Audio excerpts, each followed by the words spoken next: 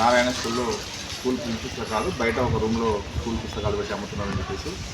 అది నేను అందుబాటులో లేను, వికారాబాద్ వెళ్ళడం జరిగింది ఆఫీసు పని మీద. అదే రాత్రి లేట్ అవర్స్ రావడం జరిగింది కాబట్టి నేను రాలేకపోయాను. అదేవిధంగా రాత్రి కూడా మరి డిఓ కూడా ఫోన్ చేయడం జరిగింది. వీళ్ళు నాకు నైట్ 9:30 10 o'clock మేడం ఫోన్ చేసి ఉదయం ఇమీడియట్గా బుక్ చేయమని చెప్పడం జరిగింది. కాబట్టి డిఓ వికారాబాద్ ఆదేశానుసారం ఈరోజు ఇక్కడ రావడం జరిగింది.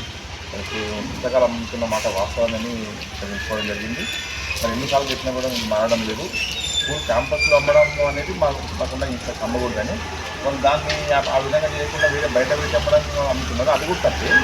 స్కూలు స్టేషనరీ కానివ్వండి, బుక్స్ కానివ్వండి, బుక్ షాప్ లైసెన్స్ ఉన్న బుక్ షాప్లో మాత్రమే అమ్మాలి. మరి ఎటువంటి ఇంట్లో కూడా నాపరైతుగా అధికారికంగా ఎలాంటి వాళ్ళకు లైసెన్స్ లేకుండా ఇంట్లో పెట్టి అమ్మడం కూడా పూర్తిగా ప్రభుత్వం నిబంధన విరుద్ధము.